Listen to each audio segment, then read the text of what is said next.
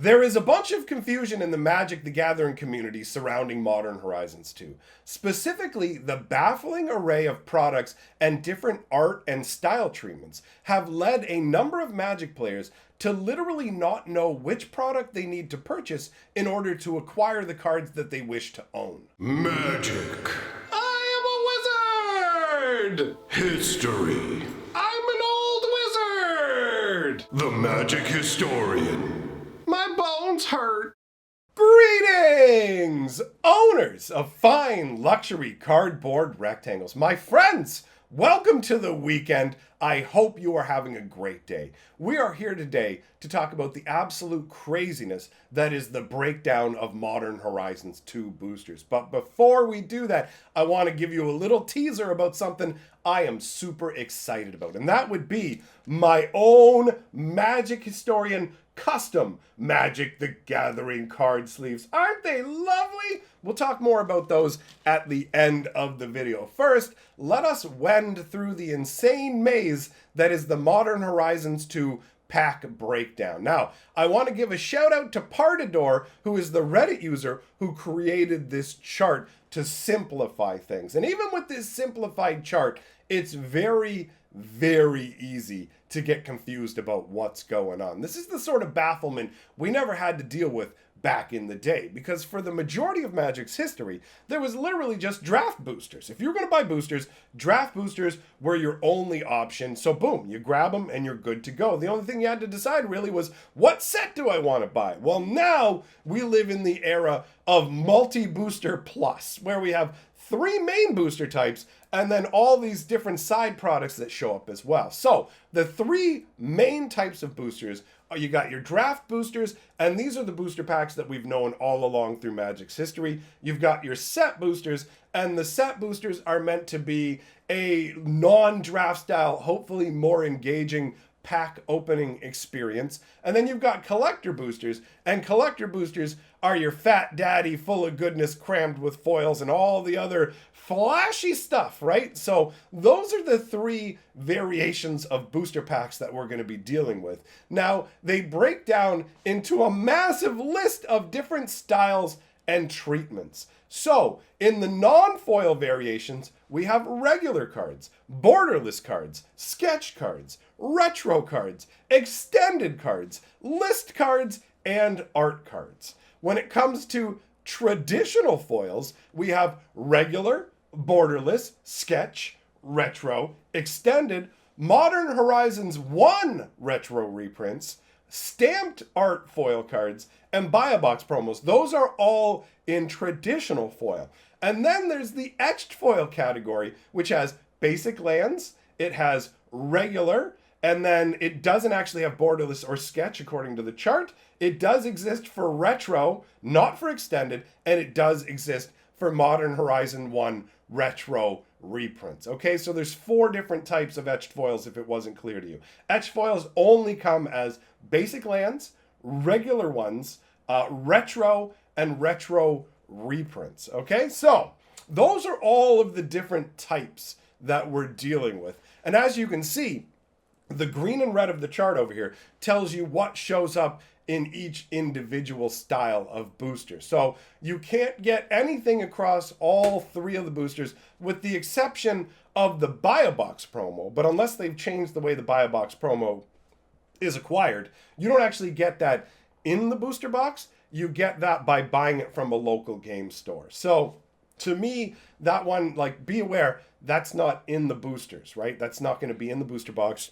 As far as I understand, you have to go to the store to get that. So, to make sure, if I'm here to clarify things, I don't want to be making things more confusing. So, what can you get in a regular draft booster? Well, you can get regular printings, you can get borderless printings, but it's not going to be every borderless card available, right? When it comes to draft boosters, they just make particular borderless cards available. Then you've got sketch cards that will be available in draft boosters, and retro cards that will be available in draft boosters as well. Now, along with the borderless ones, I expect that the sketch and retro will also be limited, and you won't have the ability to acquire all of them. All right, in regular draft boosters, when it comes to foils, you cannot get any etched foils, and in terms of normal foils, you can get regular foils, borderless foils, sketch foils, retro foils, and that's it. You cannot get extended, you can't get Modern Horizon 1 retro reprints or stamped art foils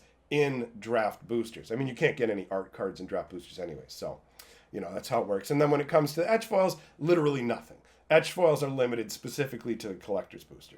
So now set boosters, you can get regular printings, borderless printings, sketch printings, retro printings, list printings, and the art cards in non-foil variation. And in the foil variation, you can get regular, borderless, sketch cards, retro cards, and also stamped art foil art cards. The art cards are wild to me, especially with the signatures, because some of them have signatures and some of them don't, and they just stamp a Planeswalker symbol on it like that. Like, if you're gonna do signatures, get everybody's signature. Yeah, like that part is really weird to me. It's like, well, we wanted to do signature cards for these arts, but we couldn't get the artist's signature for it, so we'll just put a Planeswalker stamp on it, and that's supposed to be the same. Although I'll admit, the whole like signed, it's not signed. Do you know what I mean? Like, it's literally just a stamp of the artist's signature, and I'm sorry, but that was never handled by the artist and signed. So for me,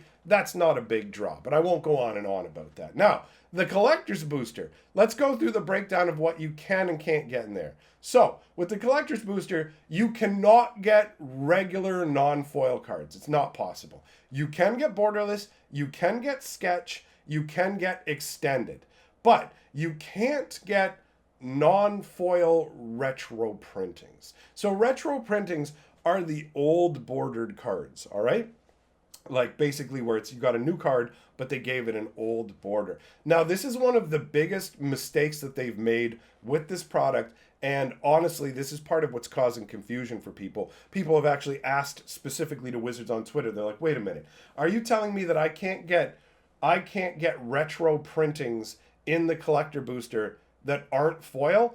Any retro cards that you get inside of these booster packs, the collector boosters, are all automatically foil. And it seems like Wizards hasn't quite got the memo yet that not everybody wants foil printings. Because Wizards isn't able to print like nice, flat, perfectly usable foils, you end up with these crazy curved foils. There's a number of people who want nothing to do with them.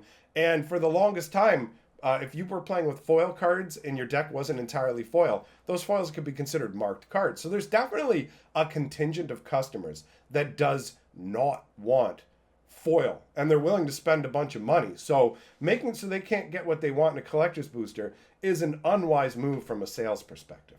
So anyways, I went a little off on a little bit of a tangent there with that point because I really wanted to address it. So the collector's boosters, you can get regular borderless, regular sketch, and regular extended. That's it. Those are the only non-foil things you can get in collector's boosters altogether.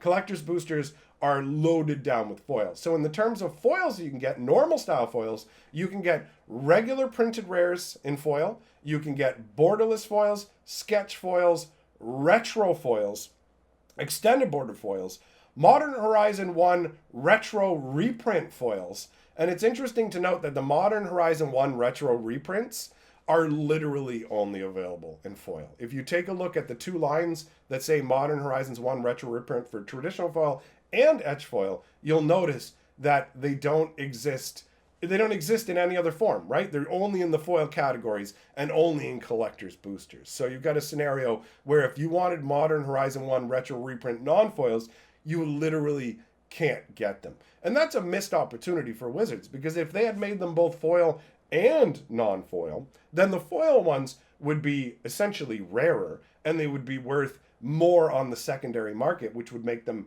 the people who wanted the foils and got them would be happier, and then people who didn't want the foil versions would also be able to acquire them. So for me, that is a massive oversight, right? So again, the list of foils, regular foils available in collector boosters, regular borderless, sketch, retro, extended, Modern Horizons 1 retro reprint, but they don't have the art cards in the collector's boosters, so those aren't available. And then when it comes to the etch foils, this is the domain only of the collector's booster, all right? And they only exist in 4 different types: basic land, regular cards, the retro printeds, and Modern Horizon 1 retro reprints. Now, I don't know how much this is going to affect the demand for the product because we don't know what the execution of etched foils are, but from what we've seen so far, etched foils are where Wizards has figured out the sweet spot of how to actually make the foils nice and flat. I noticed that with Commander Legends. The etched foils for them were actually really, really flat and nice. So I'm presuming it's going to be the exact same kind of scenario here. So, in my opinion, making things this complicated isn't the best idea overall from the perspective of the most entrenched customers. But I do also have to fully acknowledge that I genuinely believe the majority of Magic players don't pay this much attention and aren't like, oh, I need to go and figure out exactly what type of booster to buy, like to get the kind of card that I want. That is a smaller subset of us players, right? Now, that doesn't mean that their concerns aren't warranted, but I just want to be real with you guys that while this is definitely an error on Wizards' part, I mean, the most entrenched players are going to be usually the ones spending the most amount of money, and you want to keep those people happy buying the product. So, setting it up in this way where the people who are willing to buy your collector's boosters and most expensive products aren't able to understand like what they're getting, or in some cases literally can't get what they want. Like, I would like a non-foil version of this, please. Oh yeah, no, we don't make this. It's like, but I'm buying your super expensive booster packs. Please let me get some non-foil versions. But aside from the entrenched player base, the majority of Magic players are just going to be people who walk into the shop and pick up a booster pack here or there, right? There's somebody who they're wandering through the Walmart and they're like, oh, cool, look, there's a dragon on that pack. I haven't gotten some Magic in a while. You know what? I'll grab a couple boosters. Or people who are like, I'm going down to the game store to grab like a Dungeons and Dragon book, or I just happen to be downtown and I'm just going to wander into the game store and see what's available, right? Like, that's the style of scenario that we have for the majority of players. So the truth is that while this is baffling for those of us who are paying a lot of attention, the majority of people probably aren't going to care. So really, if Wizards wants to maximize product, they'll figure out a way to make things clearer for their customers. I mean, in some ways, having a bafflement system can lead to more sales, but I don't think this style of bafflement system is actually the way that you get there, right? So overall, this is like a crazy mess to me. So hopefully this isn't, if you're somebody who was going to buy it and was looking for a little bit of guidance, hopefully this here has helped clear up to you exactly what you should be buying to get what you want. Now, I know you've been waiting patiently, at least some of you going, yo, finish talking about this craziness and let's talk about this craziness. Because as I said, these sleeves have just become available today. I have partnered up, or whatever term you want to call it, with the company by the name of Your Playmat. They contacted me and asked me if I would be interested in having custom Magic the Gathering sleeves available. Okay, so this functions very similarly to the way that my Teespring link does, where basically you're ordering from the company, they do the fulfillment, make the product for you, and send it all out. So they are kindly doing all of the work. And they approached me. I sent them out this design. This is the one design that we have. So you can't pick different options. We only have one choice because it's the best choice. But I have to say, these turned out really, really nice. These are matte sleeves. I'm quite pleased with them. And so here's how it works. There's going to be a link down in the description that you can use to purchase these sleeves. And if you use the link, you automatically get a 10% discount on the cost of the sleeves. So while these guys are the ones making the sleeves, sending them out, handling every aspect of it,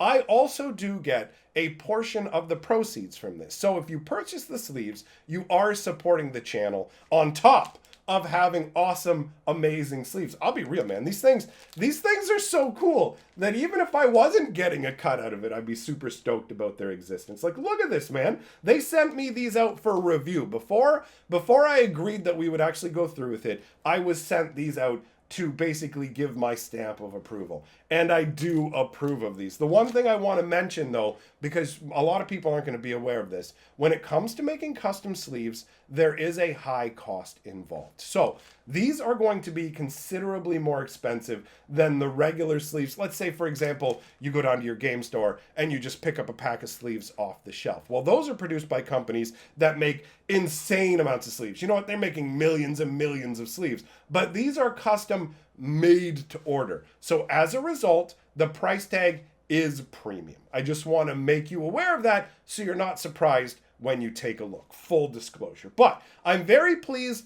that these guys reached out to me. The product looks great. The company itself was very, very professional, and I appreciate the way that things are being done. So, going forwards, there will be a link available in the description for you to grab yourself some sleeves if you so desire. I gotta say, I'm pretty stoked, man. I already have like my own, look at this, I got my own logo back here. I got like sleeves now to go with the shirts and mugs and everything else that's available. It just makes me happy to have stuff associated with the channel, because I never thought that I would get to do what I'm doing here. And I never thought that it would extrapolate out even further, where I would literally have my own different variations of merch. And like t-shirts and mugs and everything is one thing, but this is literally Magic the Gathering card sleeves. And if you had told wee little Mike back when I started playing Magic, one day you're going to be the Magic historian and you're going to have your own custom Magic card sleeves, I never would have believed it. But I'm living the dream, baby! Anyways, thanks for coming by, my friends. List of my top patrons, scroll on by. I'm going to leave a link here at the end to Chandelar and my brand new D&D Magic lore video. Go wherever makes you happy. I will see you all very soon.